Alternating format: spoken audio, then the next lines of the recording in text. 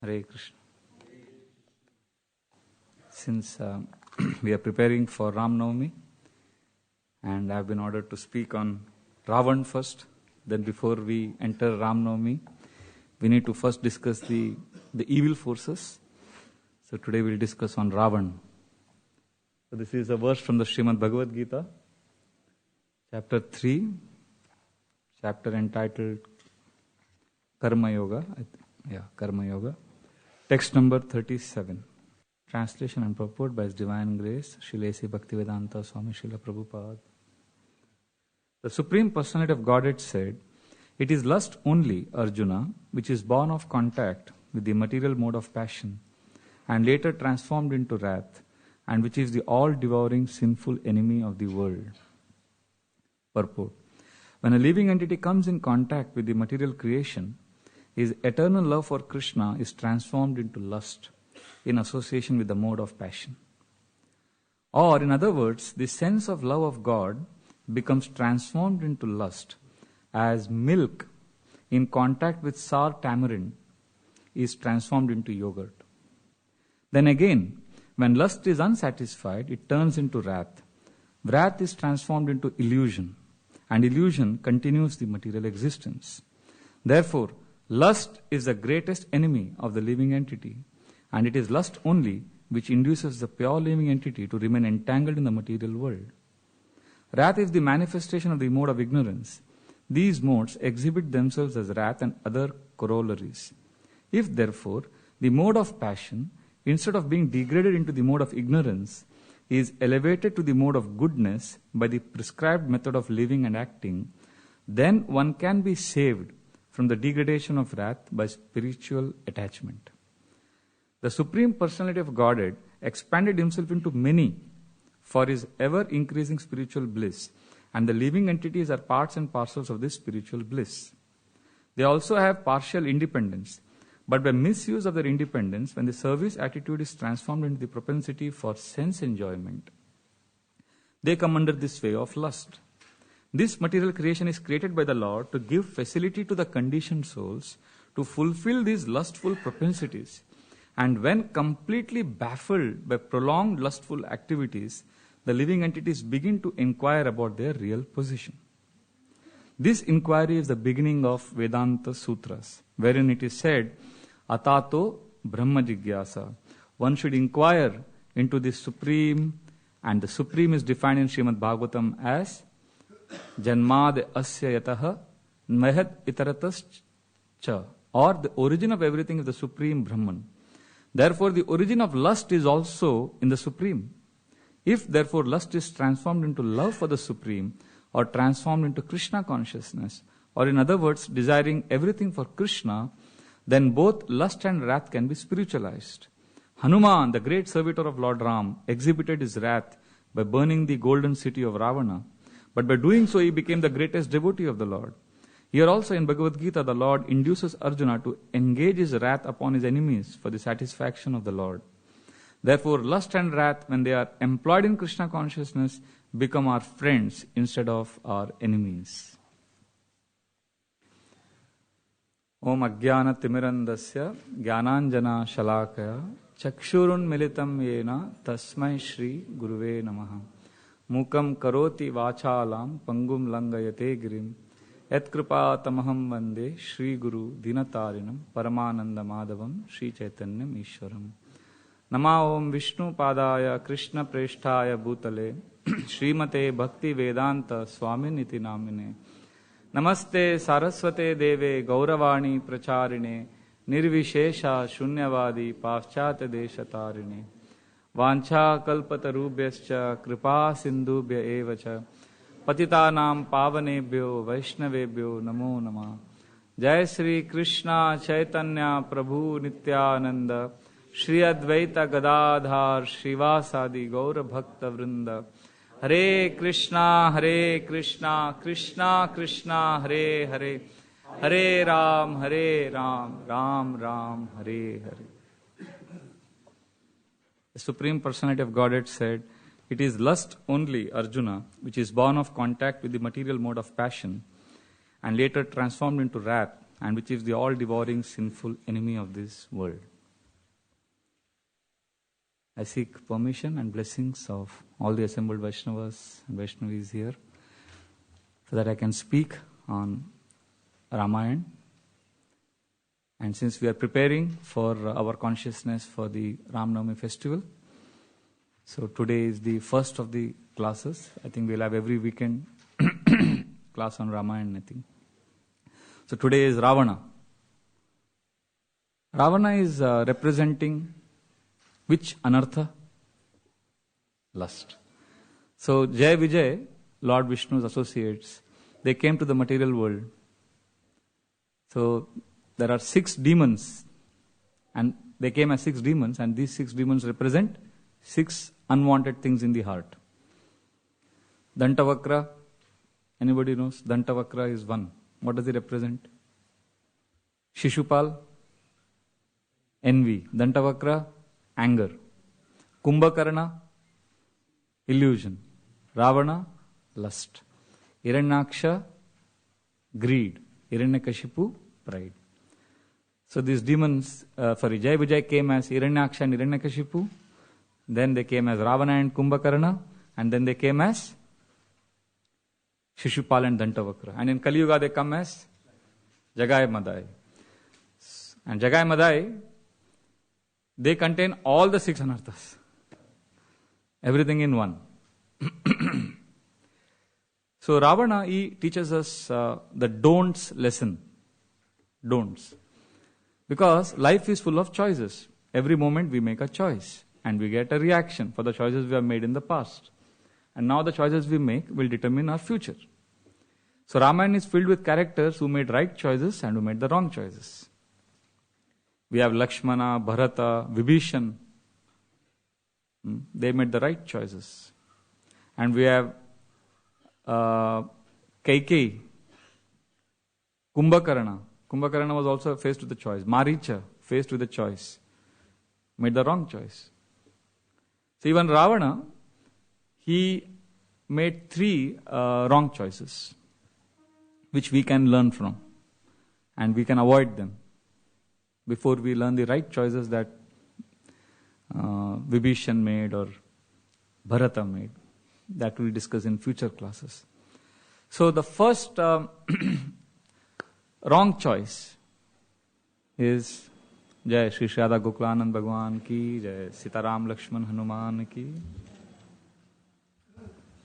Hare Krishna. Now what is one thing we need to advance in bhakti? What do we need every moment, every day? We need enthusiasm. There is something beyond us which we always need, and that is mercy, blessings of others. And one thing we should definitely avoid is curses. Blessings versus curses. Blessings or curses. What do we want? What is our choice? By our actions, by our behavior, we can either attract blessings or curses. And what do you think Ravana attracted? Only curses. And why? Because of his intense pride that I have immunity from everyone. Nobody can kill me. When Brahmaji, he pleased Brahma and asked for benedictions, he asked for immunity from everyone. Gandharvas, Yakshas, heavenly beings. Nobody can kill him. He just didn't ask for immunity from humans and monkeys because he thought they are so insignificant. Just like, we are not afraid of ants. So Ravana thought, human beings, they can't do anything anyways. So he was convinced that he is invincible. See what pride. And because of this pride, completely not wanting any mercy, blessings of anyone. So when you don't seek blessings, you attract curses. Because if you're proud, then you will definitely hurt.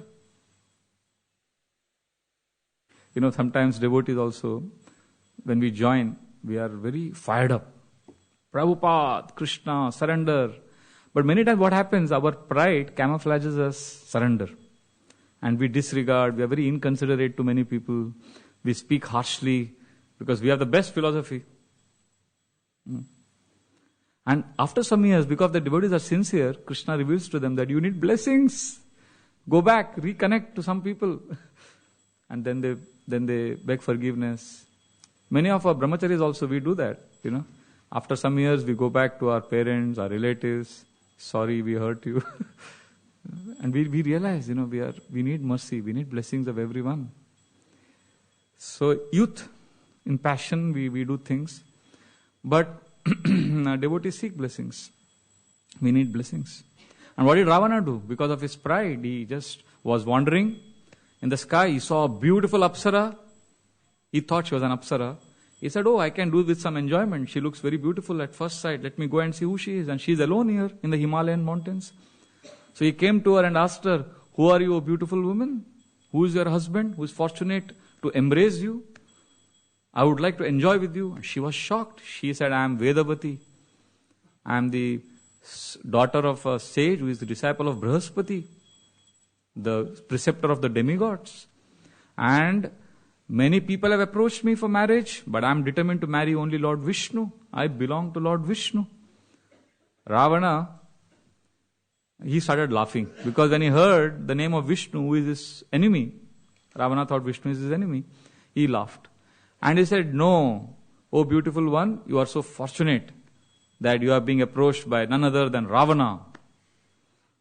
So, please, he didn't say please, he demanded that she yield to his advances. And she got angry. She said, leave me alone. And then Ravana started laughing. He became very happy. He said, you are a high-spirited woman. That will give me more enjoyment. So, against her desire, he grabbed her hair.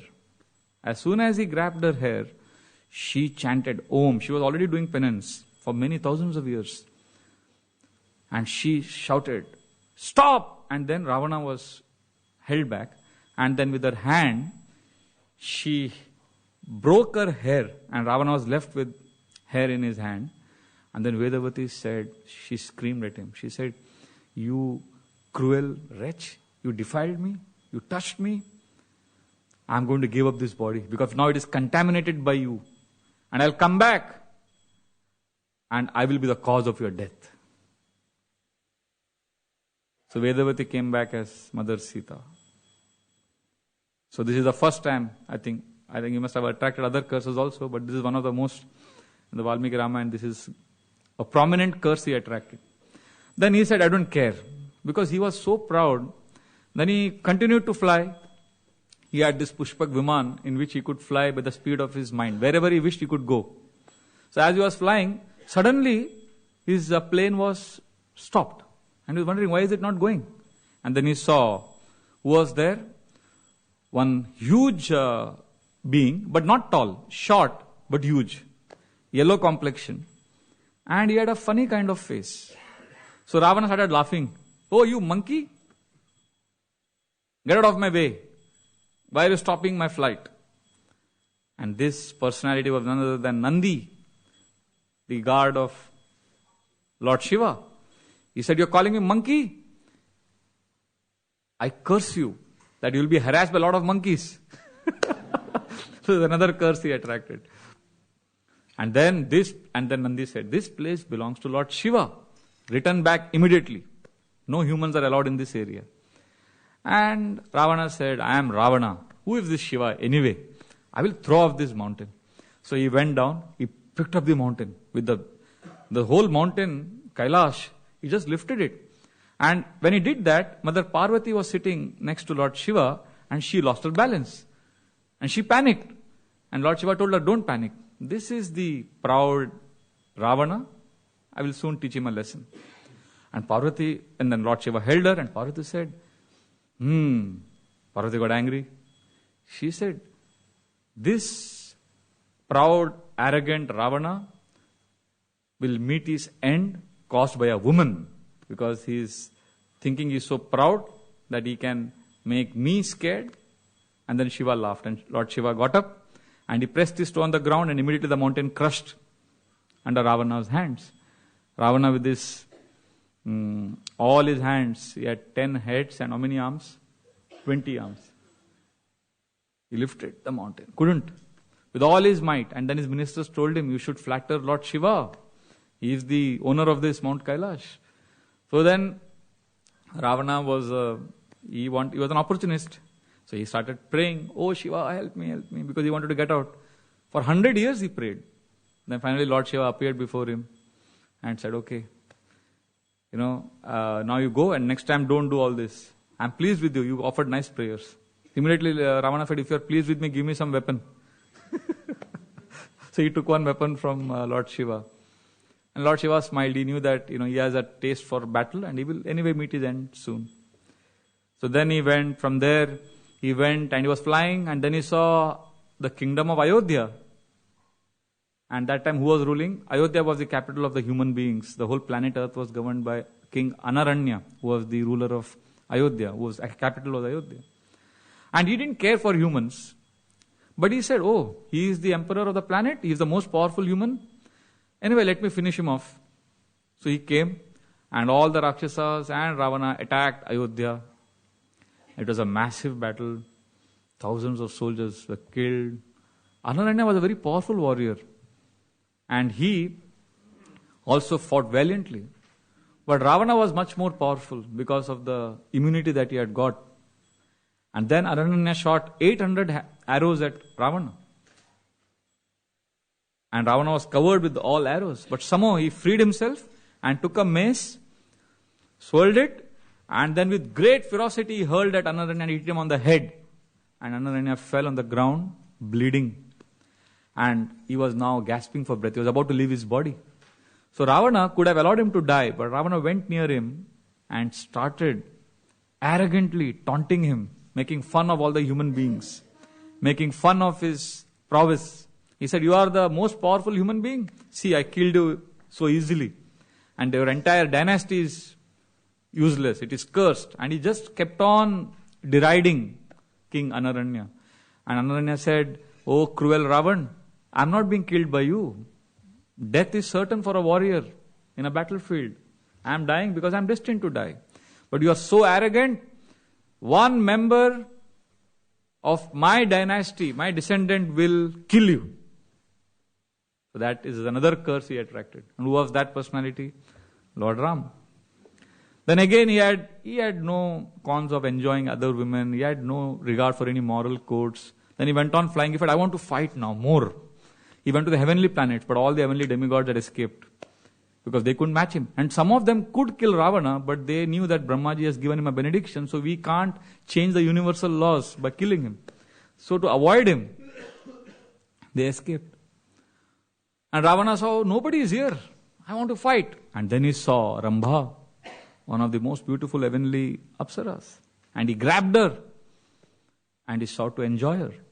And Rambha said, no, you are like my father, because I am the wife of Nalakuver, who is the son of Kuvera.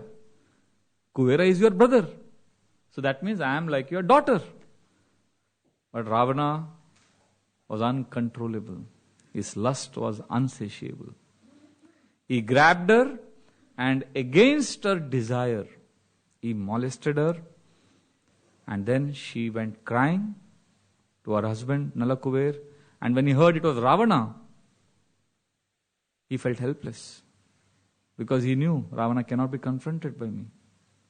So with great pain he cursed Ravana. He said, whenever you again ever you try to force yourself upon a woman, you would die.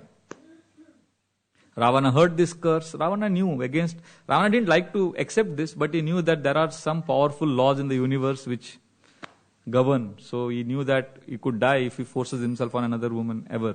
And he said, there is no need anyways because I am so handsome. Ravana was very attractive. He would wear red dresses. He had huge earrings, dark complexion, very effulgent person and very highly scholarly, talented. He had a Brahminical origin also. So he said, anyway, the women would fall for me. So there is no need to force myself upon and I won't take chances. So that's why, sometimes in India people say, they are so ill-informed. They say Ravana was so nice. He never raped Sita. He never molested her. But they don't know that Ravana wanted to. But he couldn't. because of fear. In fact, one of his ministers, Prahasta, tells him, why don't you forcibly rape Sita? So Ravana says, I want to do that, but I can't. So he was not a gentleman. There are many scholars. Then one Indian scholar got Sahitya Academy, the highest literary award for glorifying Ravan. That is Kali Yuga, India. And one girl was asked in an interview, whom do you like to have as brother? She said, I would like to have Ravana as my brother, because Ravan protected his sister, Shurpanka. So, this is modern India. Hare Krishna. So then Ramba's curse, Ravan got got little shaken, but then he was disregarding all moral codes. Then he said, I want to fight. And he searched everywhere, he couldn't find anyone. And whom did he see? Narad Muni. Now, Narad Muni would give good advices. That's what all the demons would think. So Ravan just waved a hand to him, acknowledging his presence. And Narad Muni came to him and said, oh Ravana, you looking for a fight? What is the use of fighting all these gods and humans? You really want to fight someone, you should go and fight Yamraj. That is the best fight. Because if you kill death, he is the god of death, then there is no problem. He said, yeah, this is a great idea. Narad Muni, you are great. So he went to Yamlok. And he said, now he wanted to challenge Yamraj. Now Yamraj is sitting inside, how to attract Yamraj. So he saw all the Yamdutas are punishing the people who have committed sinful activities. Somebody is being burned, somebody is being lashed. So Ravan went and freed all of them. He started killing the Yamdutas and freeing all those who were being punished. It's not that Ravana was very compassionate on those who are suffering. He knew that if he harasses the Yamdutas, then Yamraj will be attracted. He will come to know. And he will come on the battlefield. And Yamraj came. And who was there with Yamraj? On his right side was time personified. On his left was death. So death and time were with him. And when Yamraj came, Yamraj looked at Ravan and he said, this person, Yamraj could easily kill him. And there was a big fight. And Yamraj picked up his mace and he was about to kill Ravan. And time personified told Yamraj that you please leave him. It's below your dignity to fight such people. I'll finish him off. Yamraj said, no, he has come here to challenge me, I'll kill him. So Yamraj picked up his mace. He was about to hurl at Ravan. And that time Brahmaji appeared, unseen by everyone, and heard and seen only by Yamraj. And Brahmaji said, please Yamraj, leave him alone. Because, there are certain universal laws, which Yamraj also knows about. They all would be in chaos if you kill him now. He's not supposed to die now. And if he's killed now, then a lot of other universal beings would be crushed and killed. There is a certain balance and harmony in the universe. So leave him alone, his time will come. So Yamraj then said, what is the use of now being here in the battlefield? So he disappeared from that place and he went. And Ravan is watching Yamraj disappear, so he thought Yamraj has escaped. And Ravan became very happy. He said, I have defeated death. So now he became extra proud. He's already proud. He said, I am invincible because I have got boons from Brahma and Yamraj has escaped me. So he has escaped. So he came back thinking he is the most glorious and the most powerful warrior. Sometimes, you are disgusted. You don't want to fight someone. You don't want to argue with someone. You don't want to debate. The person thinks, oh, I am great. He doesn't want to fight me. That's what Ravana thought. So this is Ravana mentality. Attracting curses and not wanting blessings. Of course, as devotees, this appears very gross and we may think, oh, I am not like Ravana. I am not like Duryodhana. But Srimad Bhagavatam classes in the morning are meant, one of the purposes is to also make us realize that there is a Ravana within. And there is a Duryodhana within. We also sometimes, when we come to Krishna consciousness, we think, Srila Prabhupada will take me back to Godhead. Srila Prabhupada has given us the best process. So what we infer, unfortunately, is because I have the best process, I have the best spiritual master, so I am also best. That comes inside our consciousness. And then we disregard others, we talk inconsiderately. Krishna consciousness is sweet. Krishna is very sweet. But we also need the Karela. Like actually prasadam becomes very tasty when the shukta, the bitter karela and the shukta shabdi comes first. And then that increases the appetite. And in the end the sweet is very tasty. Similarly, as devotees, we need to hear about the Ravana within, about our lust, about our pride. Oh, I am fallen. And then the sweetness of Krishna consciousness will appear very attractive. Like as children, we never liked, my parents, my mother would give me this medicine in the morning. When I was, once in a week, we had to take this bitter medicine, Kala Megha. And I had to drink that, and that would be like a laxative, and it would clean the system. Very bitter. We never liked it. But she would tell us, once a week you have to take this. Similarly, at least once a week we need to hear and do some introspection and understand that I am fallen, I am proud. Because as children, as soon as we are born, everybody loves us. You see a child, oh, such a cute child, Hari Bol. So the small baby, as soon as he opens his eyes, he sees he's the center of the world. Everybody is showering praises, love, affection. So he grows up thinking, I need this. So we need to also know I'm insignificant, I'm fallen, like that. So Ravana was gross, so he attracted gross curses. We are little subtle in our dealings, so we attract subtle curses. In the sense, people may not curse you, but they, devotees sometimes we hurt someone, they wish, they feel bad. Oh, how did you behave? They don't say anything, they can't do anything, but that is a curse. The sadness that a devotee experiences because of our behavior, that sadness is a curse. And for many devotees, we are living in a world where things are not black and white. It's a little grey. Sometimes because we are living in an institution also, when we are behaving, we don't know whether I'm behaving like Ravana. Sometimes we have to be strict. These are rules, you can't do this. And somebody gets hurt. So are we attracting curses? No. The whole thing boils down to our attitude. What is my attitude? If my desire is to be a servant, then even if I'm being very strict in following all the rules and regulations, then I won't attract curses. I won't allow my Ravana to be fed. I remember when I was a new bhakta, I had a service and I needed a printout. And during those days, there was only one computer in the temple. This is 98. In our temple, there was only one computer. And I went there asking, I took that in a floppy disk and I said, I want this printout. Oh, sorry. Strict rule, you can't get printout, you'll have to go outside and get printout. I said, no, but I want it by tomorrow morning. And blah, blah, blah. And this senior devotee, the in charge, he said, sorry, you can't get it. And then I said, but Prabhu, I want it. So he said, okay, give me the floppy disk. Can I give it to you by 10 o'clock tomorrow morning? I said, okay. And next day morning he gave me. I thanked him. And then after some time, one of my equals in the ashram who joined along with me, he said, Prabhu, how could you do this?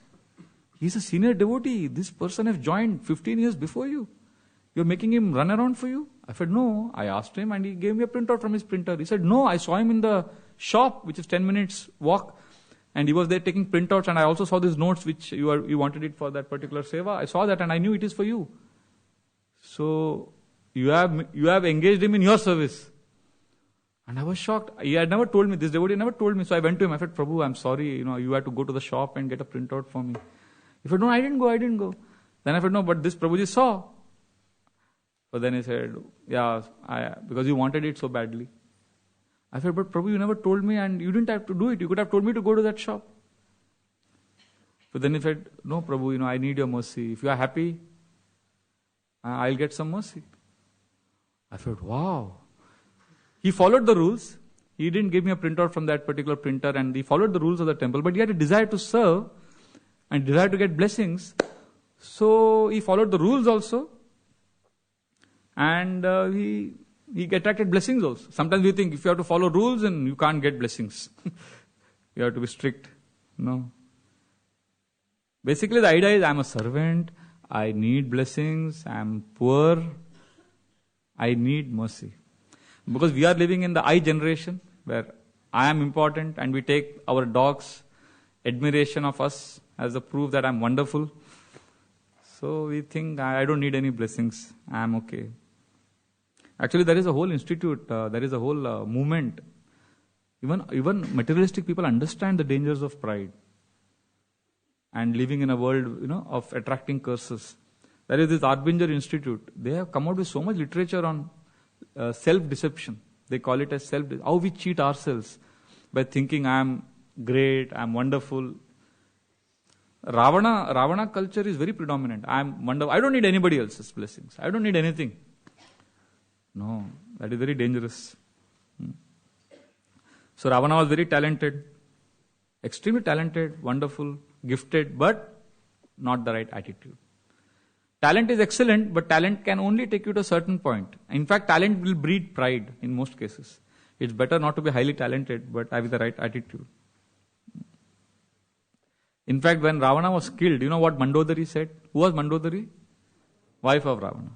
When she was next to Ravana's dead body, she said, "You have been killed not by Ram's arrows, but by Sita's tears." Because he hurt her, her tears drowned him. This is very, very significant point. When the strong exploit the weak, when someone in leadership position misuses his position, or when someone who has position is acting by violating certain sacred principles, then he attracts curses.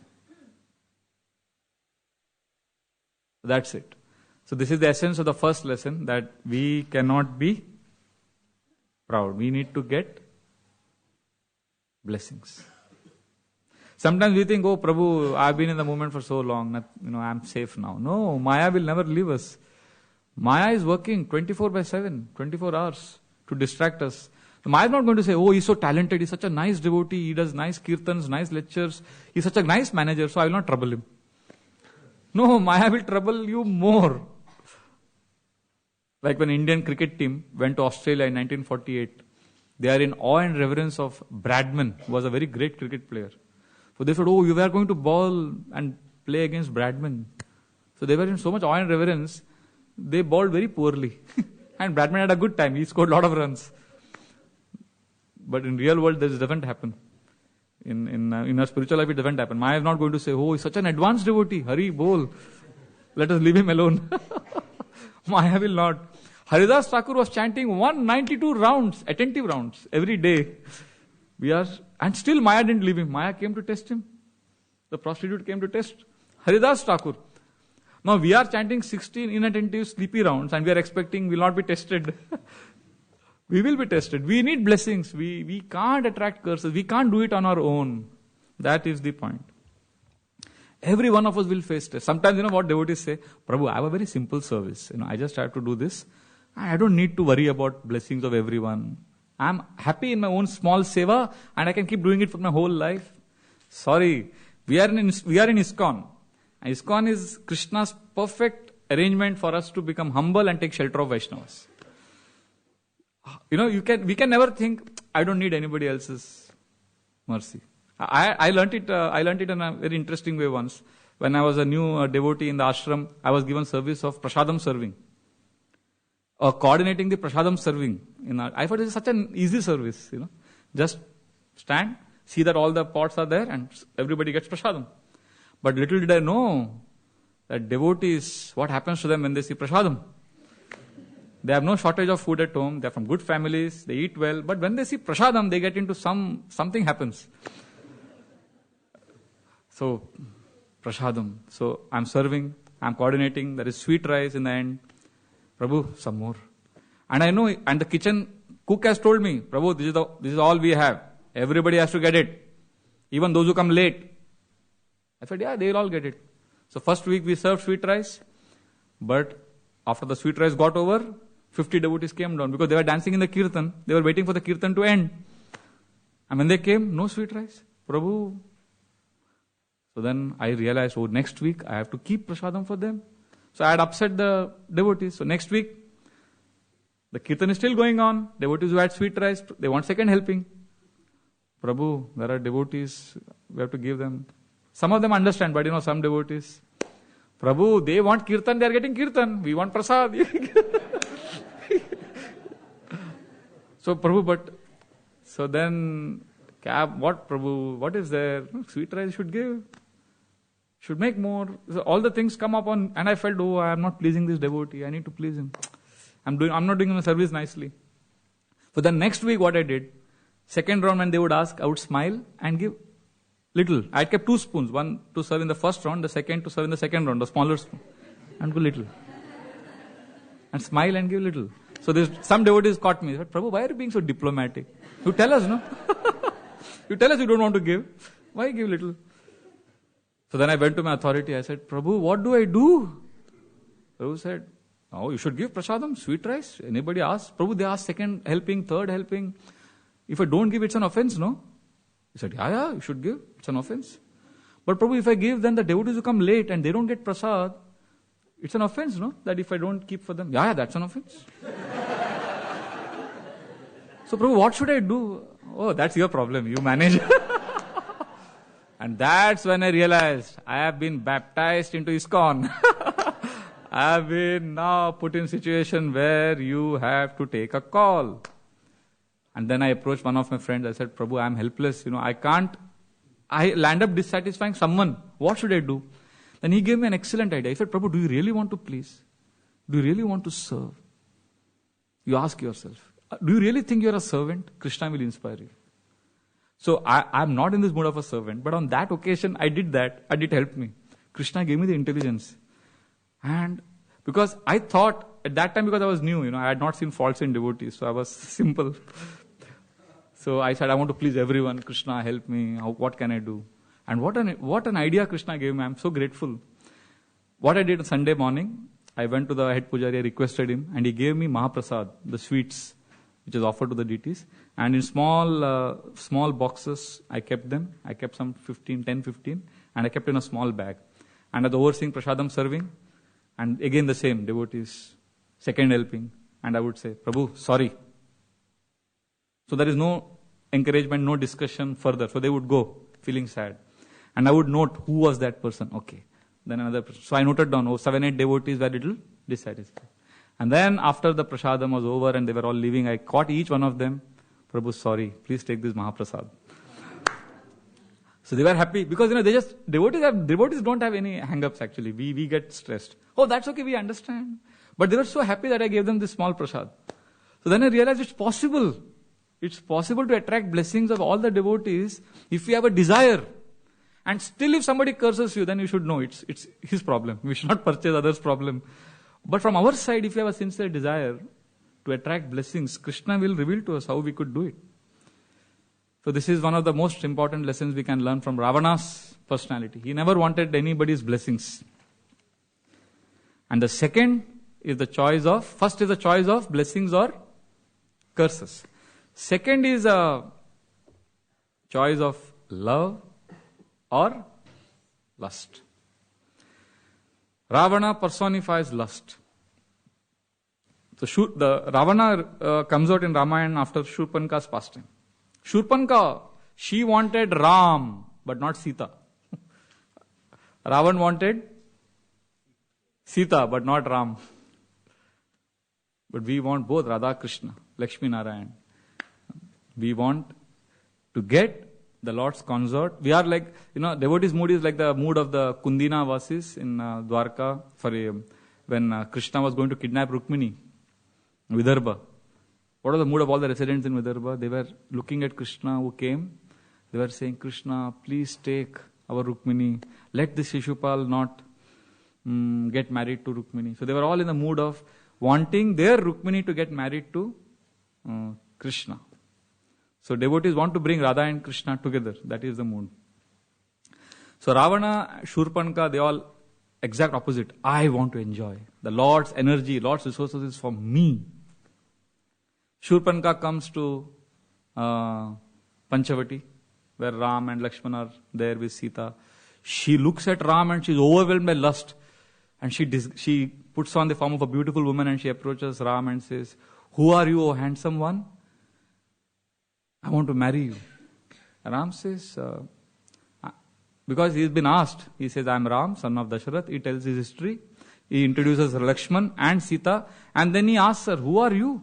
And how come you are such a beautiful woman roaming alone in this dangerous forest? You seem to me a Rakshasi in disguise. Tell me honestly, who are you?" And Shurpanka, she said, "I am Shurpanka." She revealed.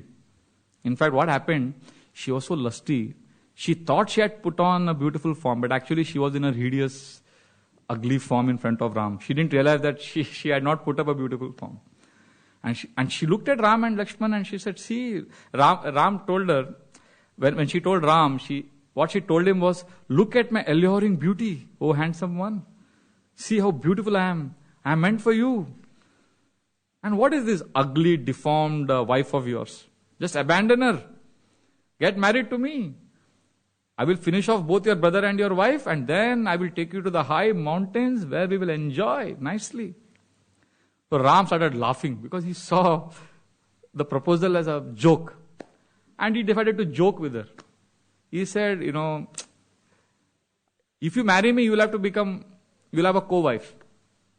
Why don't you marry my younger brother Lakshman? You see, he's alone here. He has not brought his wife. And he's also handsome." And she was so lusty, she didn't care who it was. So she went to Lakshman. "Lakshman, let us enjoy." And Lakshman immediately caught on Ram's joking mood. He understood Ram is joking.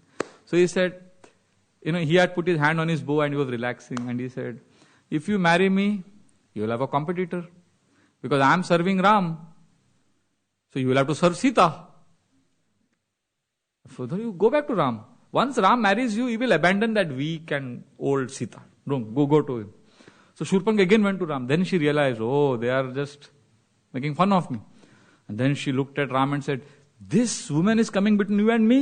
I'm going to finish her off." So she ran towards Sita. And then Ram and Lakshman realized that Sita is in danger. And Ram immediately loudly screamed, "Stop!" Krishna, Lord's voice is very deep.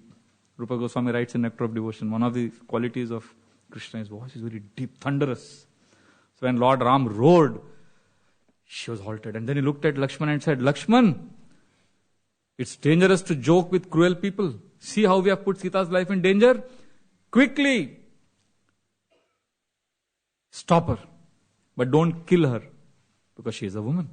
So immediately Lakshman drew his sword. In an instant, he cut off her nose and ears. And screaming in pain, she ran away. She realized these two are very formidable. They are not ordinary humans. And her nose was cut there.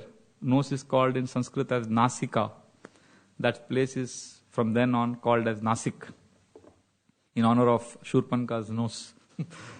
We cut there. And yesterday Gaur Gopal Prabhu made a nice point. Lakshman was the first ENT surgeon.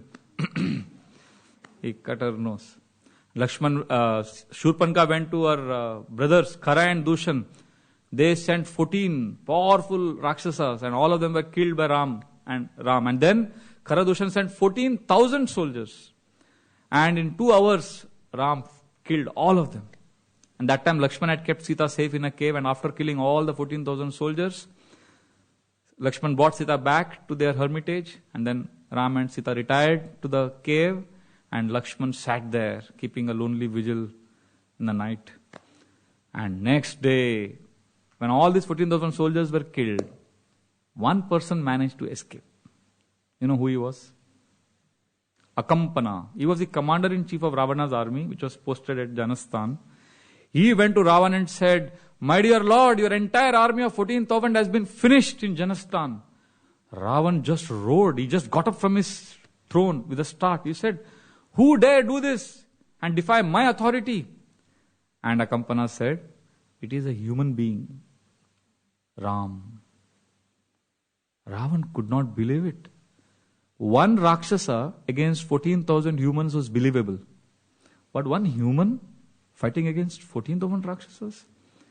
He said, "Who is this Ram? Was he accompanied by the demigods?" Akampana realized that my king is not able to understand. Akampana said, I think I should educate my king now. He said, my dear Lord, this Ram is not an ordinary person. He is so powerful. His arrows are so powerful. When he shoots, he can lift the entire earth with his arrows. He can destroy the heavens, the stars, the sky, the sun, the moon, everything. He can dissolve the whole universe and recreate it again by his power. When Ram was glorified, Ravan got angry. He got up and he said, I am going to go and kill this Ram immediately. And Akampana realized, Ravan is no match. So that time Akampana told Ravan, my dear king, please forgive me. You cannot kill Ram. But there is one way. So Ravan then sat down because Ravan knew that Akampana is not an ordinary person. See, he is a commander-in-chief. Generally, commander-in-chief of an army is expert in estimating the strength of the enemy. That is the strength of a commander. So if Akampana is saying that you cannot kill Ram, I should take it seriously. So he said, how can I do it? And that time Akampana told him that Ram has a beautiful wife, Sita, whom he has brought to the forest. Otherwise, why would he get her? And he is very attached to her. So if you somehow kidnap her, then Ram would become weak. Or he would die in separation from her. Ravan liked the idea because he knew that he remembered Brahma's boon. So what did he do? He went to Maricha, his friend who was living in the Himalayas, and he told him, Maricha, I need your help. Help me kidnap Sita. And what did Maricha say? Maricha became so panicky. He started running up and down. He said, no. When I hear the word Ram, Ra, when I hear the letter Ra, I get scared. Oh Ravan, who is this enemy who has come in the disguise of your friend and advised you to do this act? Go back. You are sleeping peacefully in Lanka and somebody has come and kicked you on the head. You just enjoy with your wife and let Ram enjoy with his wife Sita there. Don't get into this. So Ravan understood that, oh, Maricha is also saying. So then, you know what Ravana decided? He decided, alright, maybe some other time in future our paths will meet. So Ravan decided to come back to Lanka and remain peaceful. That was the decision he took. Ramayana says this. But what happened next day? Any guesses? Shurpanka visited Ravan and she started screaming in the assembly. She fell on the ground, started wailing, rolling on the ground, beating her chest. You impotent king, you cannot protect women. She started saying so many things to him and Ravan got really agitated. And then she said, I was doing all this because I wanted to get that Sita for you. She's so beautiful. She's only meant to be enjoyed by you. And any man who is fortunate to embrace her will experience the highest delight of this creation. So Ravana's lust was incited. Shurpanka was a very cunning woman. She knew that her brother is very lusty and he would do anything to enjoy his lust. So that's when Ravan went again to Maricha and this time he told Maricha, I am not come to take your opinion, I am ordering you. And Maricha said, I am telling you one last time. Please go back. And Ravan said, see, you have two choices. Either you do what I say, assume the form of a golden deer and lure Sita away, or you be killed by me right now. And Ravan sat there. And Maricha said, oh Ravan, please kill that person who told you to kidnap Sita, not me. And Ravan just sat there. And Maricha realized he can't do anything. Maricha said, better to be killed by Ram than to be killed by you. So I'll come. And Ravana smiled. He said, oh, now my friend Maricha is speaking. Till now some ghost had possessed you. Come, let us go. Now people may think Maricha, wow, very nice. He wanted to be killed by Ram rather than Ravan. No, that is wrong. He had knowledge about Ram, but he was weak-hearted. He couldn't act on that knowledge. What is the use? He knew that Ram is God. He knew that Ram is powerful. But he followed. He could have been killed by Ravan, no? What is the problem? In service of Ram, he could have been killed by Ravan. Like Jatayu got killed by Ravan, but Jatayu is a hero. Maricha, you could have also, anyway, that is another story. But Ravan, then we know the whole pastime. Ravan kidnapped Mother Sita. And then, what did he do? You know what was Ravana telling Sita when he threw her at Ashok Vatika? The Ramayana says verses where Ravan is telling her, please accept me, I want to serve you. Ravan wanted to serve Sita. I want to serve you. Accept me. Look at my... When he kidnapped Sita, the way he was glorifying himself. See, oh lady, look at my power. I can lift the earth. I can drink the ocean. I can burn fire and I can kill death. I'm the most powerful man. And Sita was disgusted. She looked at him disdainfully. What a low-class creature. How can you even think? And Ravana kept telling her, oh, you are so beautiful. Brahma must have stopped his creation process after creating you because you are the perfection of creation. Accept my proposal. I will give the whole universe, the whole planet Earth as dowry to your father. So all these proposals he was making to Sita. And then when she refused, what did he say? If you don't agree, you have few months remaining, I will tell my servants to kill you and I will eat you for my breakfast. That was his love. Ravana's love was, he wanted to eat Mother Sita if she didn't accept his proposal. So I love you, but I'll kill you. Like in India, some years ago, one man, he was madly in love with the woman. And she didn't accept him. So what did he do? And she was beautiful. So he got acid and he threw on her face. And her face got completely damaged, disfigured. The 2 photographs were there in the newspaper. And he said he loved her. What is this love? This is lust. If you really love, you wouldn't harm her.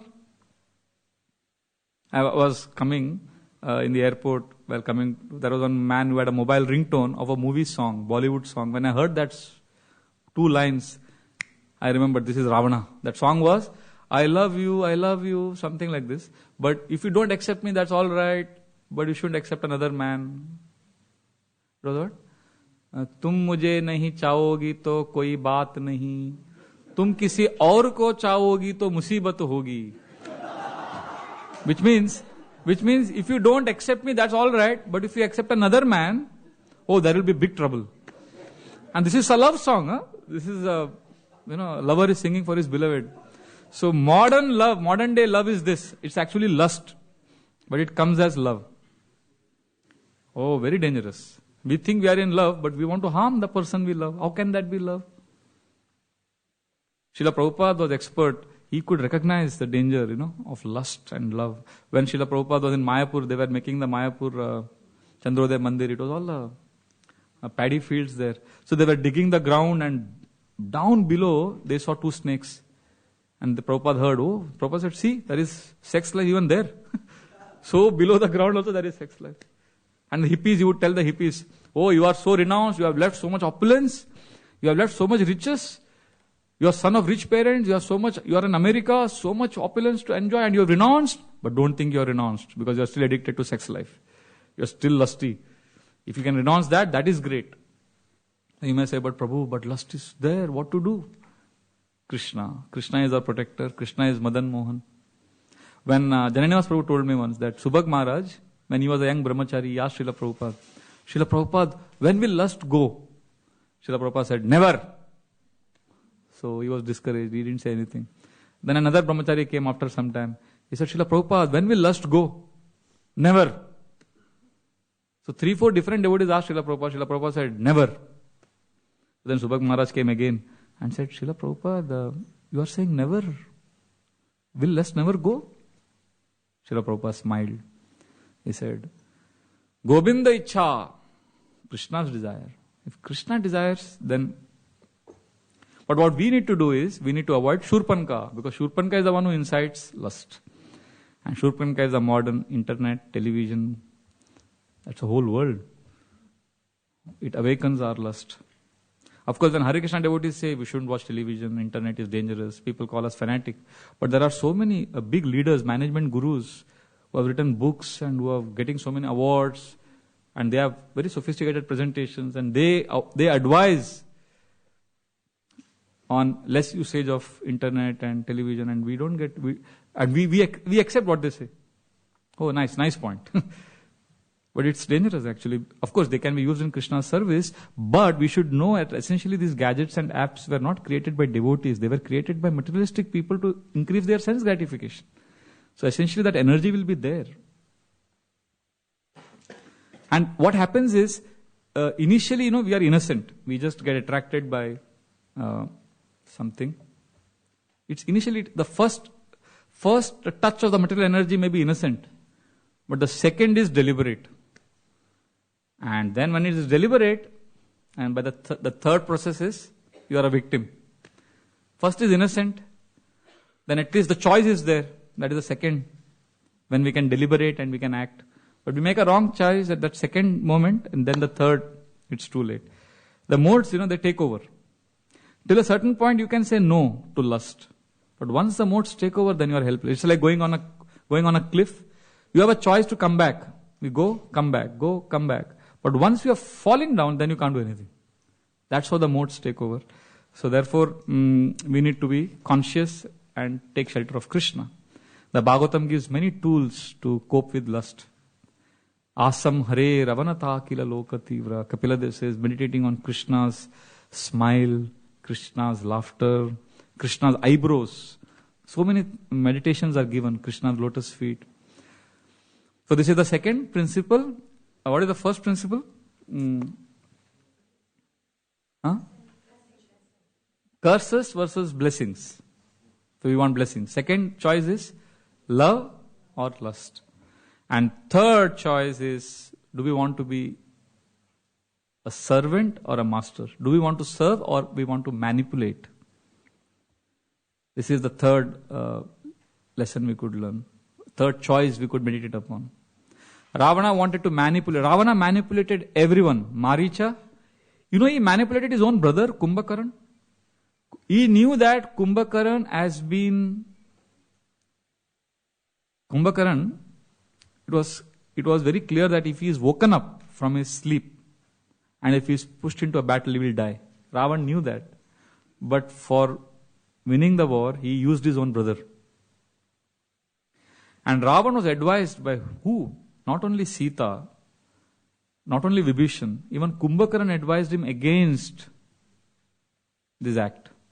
Even Shuka and Sarana, who were his spies, they came back and told Ravana, you should return Sita.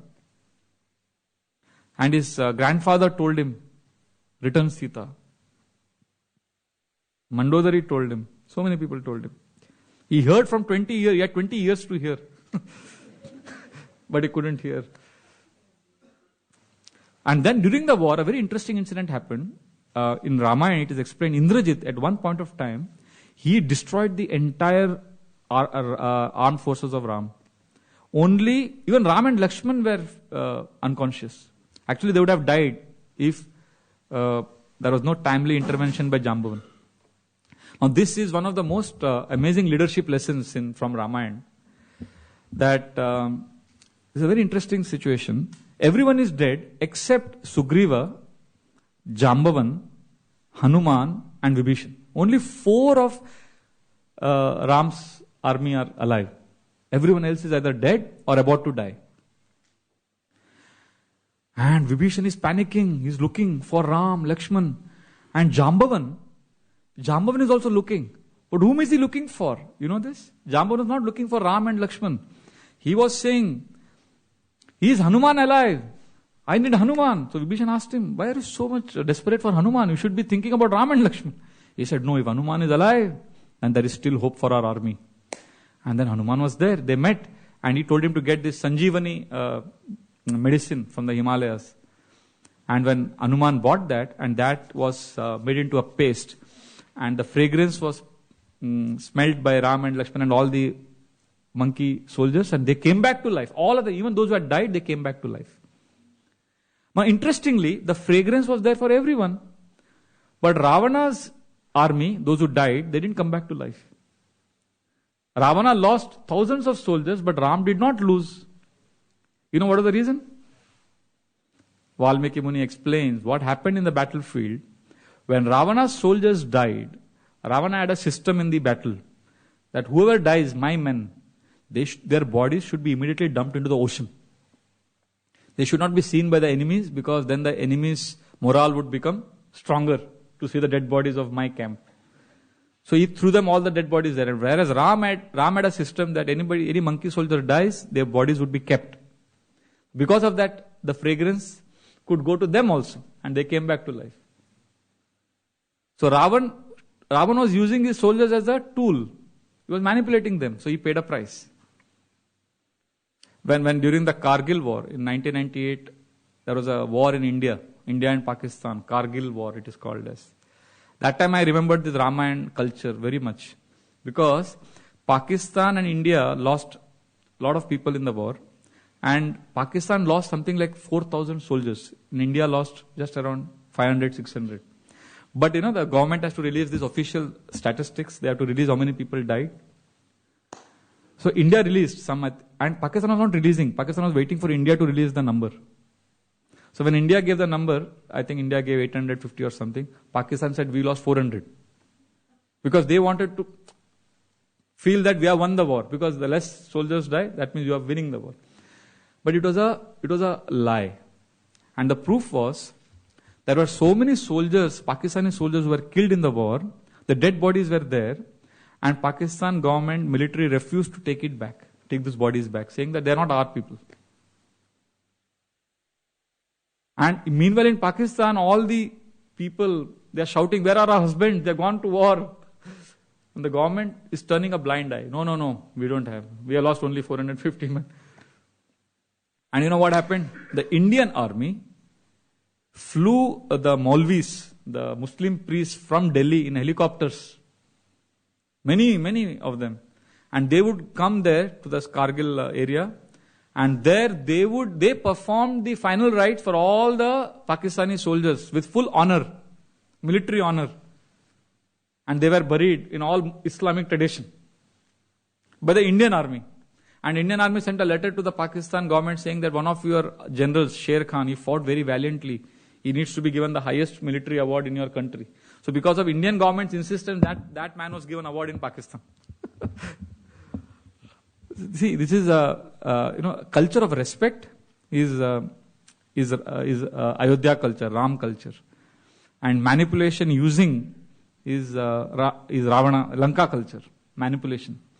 There is a saying: we should use things and love people, but we generally love things and use people. That is our situation now. So therefore, as leaders, very important lesson to learn for devotees, that we need to love devotees, not use them. That is Ravana culture, using them. I remember Niranjan Swami Maharaj said a very beautiful thing. He said, I survived as a devotee because when I joined ISKCON, I never was made to feel I am being used. My temple president was Traya Prabhu, who is a Srila Prabhupada disciple. He said, Traya Prabhu would always see when he would engage me in service, he would see how this would help me come closer to Krishna, rather than see how this service would help him achieve his goals. His first priority was me and my connection to Krishna. So that's why I felt loved.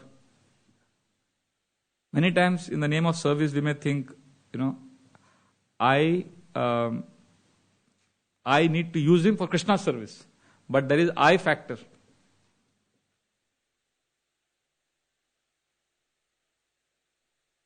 Actually, Jambavan is a great hero in the Ramayana, but nobody talks about him. Jambavan is an ideal leader. It is because of Jambavan that Hanuman flew to Lanka. Hanuman did not know his prowess. Jambavan revealed to him, you are Hanuman, you can fly. But do we hear Jambavan's glories? No. Hanuman is glorified, but who was the one who made Hanuman? Jambavan. And later on, who bought the Sanjeevani? Hanuman. But who did the whole thing in the background? Jambavan told Hanuman, you go and get this medicine. But Jambavan is happy. He didn't say Ram is doing politics. He is glorifying Hanuman. I am the one. I want credit. No. He was happy. Jambavan was happy to be in the background. This is actually primary greatness. This is leadership. Very, very nice point. Many times we underestimate the role that teachers play, homemakers play, mothers play. They are all gurus. They can inspire such high class service from others, but they may not get glories. Hanuman will always be glorified in the society, and that's natural. Not everybody can do the service which Hanuman did. But there are many who created Hanuman. So if you can't do Herculean things, no problem. You can help others do. That also is a great contribution, isn't it? So like that, let us focus on this. So to conclude, I've gone a little over time, so we'll conclude now. So to conclude, we discussed three very important principles. There is more we could discuss. The first is that these are the three choices we could make in our lives. First is we want blessings or curses. Second, we choose love or lust. And third, we choose to serve or manipulate. And whatever choices we make, accordingly, we will come closer to Krishna or go away from Krishna. Premanjana churita bhakti vilochanena santa sadaiva hridayeshu vilokayanti. We can actually see Krishna only if we have this attitude of service. Ravana saw Lord Ram, Shishupal saw Krishna, Duryodhan saw Krishna, but they couldn't see. And we have simple devotees who see Krishna in Shaligram Shila. If you see externally, Shaligram Shila is not a beautiful personality. There are devotees who worship Krishna in Varaha form. A boar is not a beautiful animal. But when Krishna comes in any form, devotees are able to recognize. There are devotees who see Krishna's hand in their miseries. So it all depends on our attitude. And it is explained that only when we have this service attitude, we can actually connect to Krishna. Holy names, for example. Ravana, Acharyas explained, Ravana did not actually kidnap Sita. There was Maya Sita. When Ravana was lustily looking at Sita, he was not looking at Sita. That was the illusory Sita. The real Sita had been kept by Ram with fire god. And Shishupal, when Shishupal, Jarasandha, all of them saw Rukmini come out of the temple, they didn't actually see Rukmini. When we have a desire to enjoy, we don't see the Lord and the Lord's internal potency. We see the Maya form. When chanting also, if you have a desire to enjoy, then we are chanting the holy name, but it's not Krishna. When we have a desire to serve, because holy name is not different from Krishna, Hare Krishna, it is Radha Krishna. When we have a desire to serve, then we are in connection with the holy names. Then we are actually in touch with them. We are actually in their association. So if we want to see Krishna, if we want to see Srimati Radharani, then we have to develop the mood of service. And therefore in Kali Yuga, Ravana, Kumbhakaran, Jarasandha, Shishupal, Dantavakra, Hiranyaksh, Hiranyakashipu, all of them are in which personalities? Jagai Madai. And when Jagai Madai harmed Lord Nityananda and Lord Chaitanya was about to kill them, what did Lord Nityananda say? You will have to kill everyone. Because in Kali Yuga everybody is Jagai Madai. So instead of killing the Ravana in Kali Yuga was living in Jagai Madai, what did the Lord do? Lord killed their Ravana propensity through the holy names. This is a very, very important lesson for us. Same Ravana, when he wounded Lakshman, and Lakshman got up and he told Ram, my dear Lord, kill him, kill this Ravan immediately. And same Ravana, when he came as Madai and he harmed Lord Nityananda, and Lord Chaitanya wanted to kill him, and Lord Nityananda said, no, give him holy names. Give him love of Krishna. Madai marite Prabhu rakile jagai deva se podila rakta dukkha nahi pai. Lord Nityananda says, oh, Madai bet me, Jagai protected me, and this bleeding, this is by accident. This is not Madai who is doing it. You give them love of Krishna. But then Lord Chaitanya, can you imagine? Ravan, lust personified, is killed by Ram, and Jagai Madai are personification of lust, greed, envy, anger, pride, illusion, everything, and they are not killed, but their propensities are killed by the holy names of Krishna. And they are given love of Krishna. The lowest, most unqualified people are given the highest. This is Lord Chaitanya's mercy. This is Srila Prabhupada's movement. That's what Srila Prabhupada writes in 10th canto Bhagavatam purport. Krishna has taken birth in the womb of ISKCON. So ISKCON is a place where there is Krishna.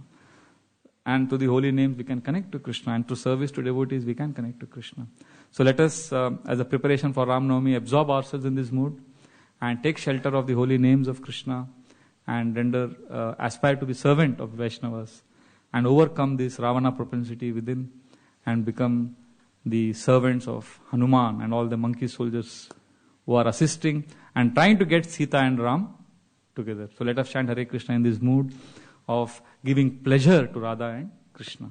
Hare Krishna, Krishna Krishna, Hare Hare, Hare Ram, Ram Ram, Hare Hare. Sita Ram Lakshman Hanuman ki jai, Srila Prabhupada ki jai.